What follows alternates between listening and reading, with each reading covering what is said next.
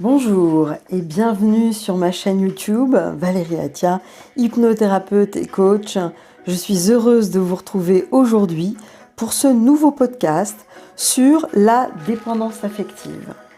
Aujourd'hui, je vais tenter de répondre à la question suivante qui est: comment sortir de la dépendance affective?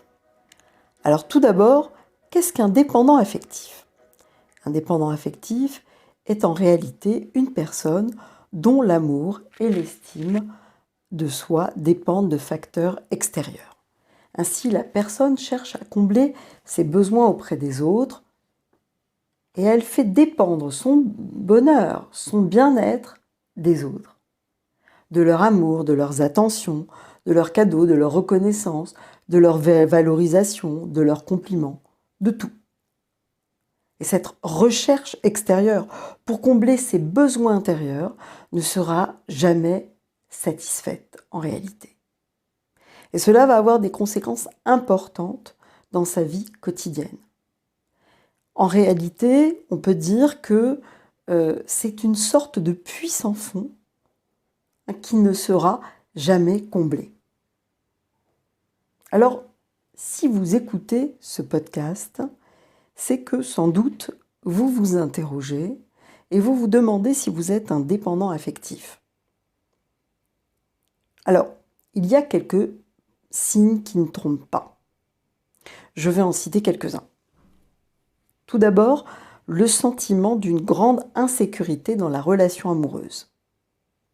La peur constante ou fréquente d'être abandonné. Tout faire pour faire plaisir, pour être aimé, même au détriment de soi. Satisfaire toujours les besoins et demandes de l'autre avant les siens. En gros, tout faire pour se faire aimer. Ce qui va générer un sentiment d'insécurité permanent.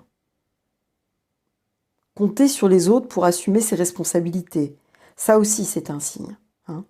Responsabilité dans n'importe quel domaine de la vie. Par exemple, ça peut être pour des tâches administratives, pour ses revenus, pour des tâches domestiques, pour la santé, se dire mais moi je ne vais pas y arriver seul, je suis nulle, j'ai pas les capacités, je ne sais pas faire. Ah mais lui ou elle saura beaucoup mieux que moi. Ah ben je vais lui demander à mon conjoint, à mon mari, à ma femme. Moi je ne sais rien faire de toute façon. Ça c'est pas mon truc. La difficulté aussi, voire l'incapacité à être seule. Quand la personne est seule, la solitude va générer une très grande anxiété, avec une grande souffrance, une peur, une insécurité très forte. Craindre ou éviter à tout prix tout conflit, tout désaccord. La difficulté aussi à prendre des décisions seule, à toujours demander l'avis des autres, les conseils des autres. Incapacité à fixer des limites. Ne pas savoir dire non. Se sentir tout le temps obligé de satisfaire les demandes et besoins des autres, même au détriment de soi. Ne pas savoir s'affirmer et aussi avoir des difficultés à exprimer ses besoins, ses envies ou ses émotions. Voilà des signes qui ne trompent pas et qui montrent une dépendance affective. Alors bien sûr, si vous n'avez qu'un seul de ces signes, vous n'êtes pas nécessairement un dépendant affectif, mais en revanche, si vous en avez plusieurs, vous pouvez vous interroger. Alors, quelles sont les causes de cette dépendance affective? Il y en a plusieurs. Cela peut être tout d'abord la blessure d'abandon, c'est-à-dire le ressenti dans l'enfance d'avoir été abandonné. Je vous renvoie d'ailleurs à ce sujet sur ma vidéo que j'ai faite il y a un petit moment sur cette blessure d'abandon. Il y a aussi l'injonction qui vient sans doute de l'éducation, l'injonction de « fais plaisir », sois gentil, c'est-à-dire toujours faire passer les besoins des autres avant les siens. Ça aussi, ça peut être une cause. Un environnement dans l'enfance qui peut être insécurisant ou très peu sécurisant, avec du coup un trouble de l'attachement qui en découle et un attachement qui va être le plus souvent anxieux fusionnel. Autre cause, ça peut être un abus sexuel, mais ça peut être aussi de la maltraitance, maltraitance psychologique ou physique. Ce que l'on va retrouver également dans les causes de cette dépendance affective, ça peut être un décès d'une personne proche, un parent, un frère, une sœur. Et enfin, un grand manque d'estime de soi. Ça, c'est un signe que l'on retrouve systématiquement pour les personnes qui sont en dépendance affective. Il y a derrière aussi un manque d'estime de soi sur lequel il va falloir travailler. Alors, parlons maintenant des solutions. Comment faire pour sortir de cette dépendance affective? Car je sais, pour avoir accompagné depuis plusieurs années des tas de personnes, hommes comme femmes, qui sont des dépendants affectifs, je sais combien cette dépendance peut faire souffrir. Elle peut être douloureuse, générant beaucoup d'inquiétude, beaucoup de souffrance, parfois de la jalousie maladive.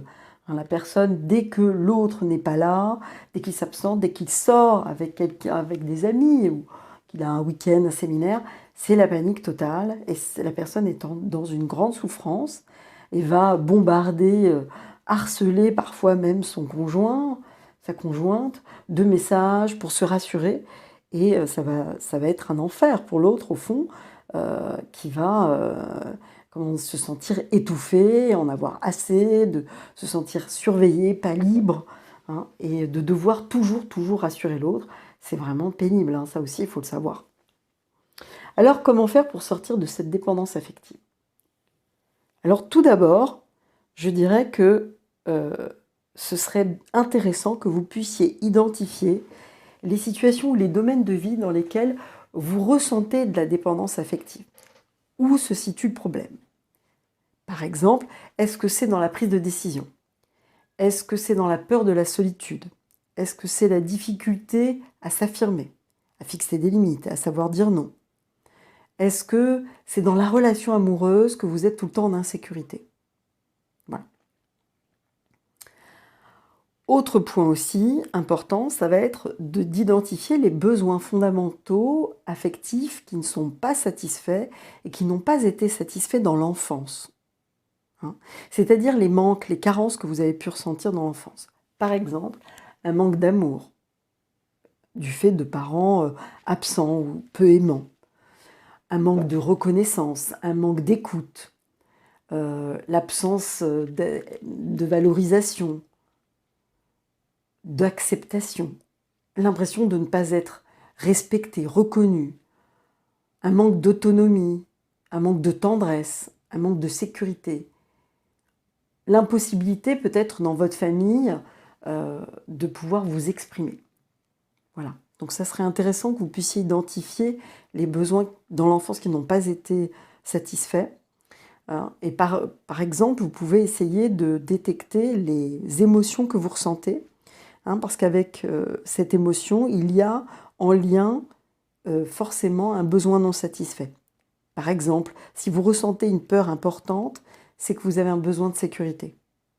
Comme ça, vous pouvez un peu identifier où se situent vos besoins.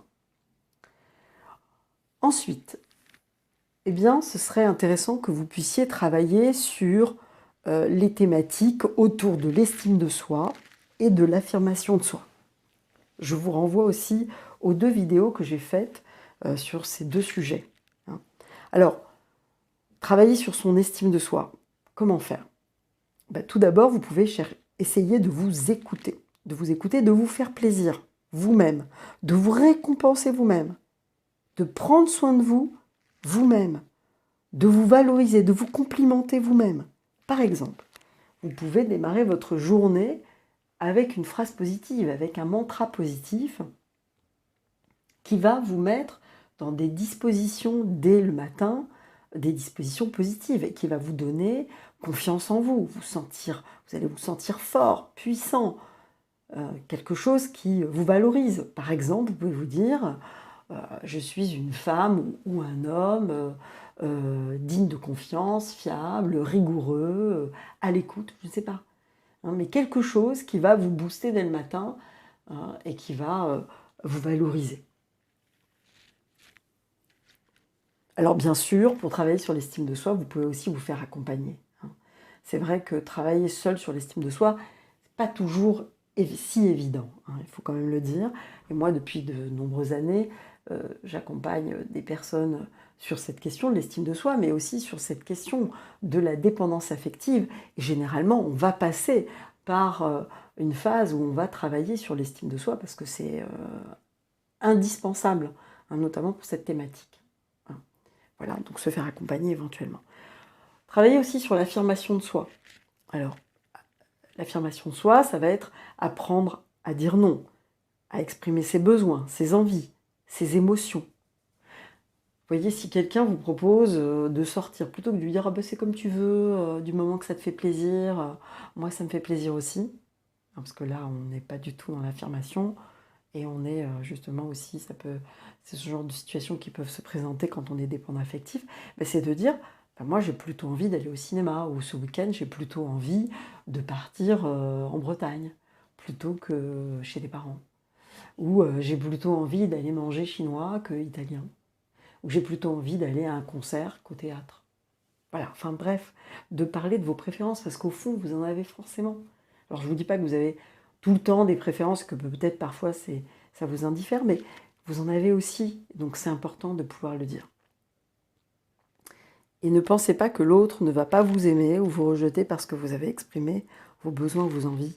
Ça, c'est une fausse croyance sur laquelle il est important de pouvoir travailler. Autre chose aussi, c'est d'apprendre à demander, d'apprendre à recevoir. Souvent, le dépendant affectif, il a du mal à demander ou à recevoir, hein. Alors, il sait donner, mais il ne sait pas recevoir. Apprendre à dire non, on l'a dit. Et puis, essayer de faire les choses seul, faire des choses seul. Par exemple, ça peut être aller au cinéma seul, ça peut être aller à un concert seul, aller prendre un cours de danse ou de yoga seul, ça peut être partir en week-end seul, ça peut être aller au restaurant seul. Alors peut-être que pour l'instant ça vous paraît insurmontable, mais je vous assure que d'acheter un billet de cinéma et de rentrer dans une salle de cinéma seul et de s'asseoir et de profiter d'un bon film seul, c'est tout à fait dans vos cordes. Essayez et vous verrez. Et vous verrez, vous serez satisfait d'avoir atteint cet objectif, d'avoir dépassé cette crainte, de vous sentir finalement fort, d'avoir justement accompli quelque chose qui peut-être vous fait sortir de votre zone de confort. Et donc aussi, essayez de satisfaire vos besoins par vous-même. Répondre par vous-même à vos besoins plutôt que d'attendre que les autres le fassent. Hein, par exemple, vous avez besoin ou envie, je ne sais pas, d'un bijou. Achetez-le, plutôt que d'attendre que quelqu'un le fasse. Vous avez envie d'aller à un concert qui vous tient à cœur. Prenez les billets plutôt que d'attendre que d'autres soient disponibles pour le faire. Vous avez envie d'aller vous balader, plutôt que d'attendre que quelqu'un vienne avec vous pour le faire. Ben, allez-y, faites-le. Alors, bien sûr, toujours la technique des petits pas, hein. Je le dis toujours, comme d'autres accompagnants, c'est comme ça que vous allez avancer. Ne vous fixez pas des objectifs trop ambitieux, plutôt des objectifs à votre portée qui vont vous mettre dans la réussite. Donc, technique des petits pas. Et pour conclure, je dirais que pour sortir de la dépendance affective, il est important d'arrêter de laisser le pouvoir à l'autre sur vous-même et que vous repreniez le pouvoir. Reprenez le pouvoir sur votre vie, sur vos envies, sur vos besoins.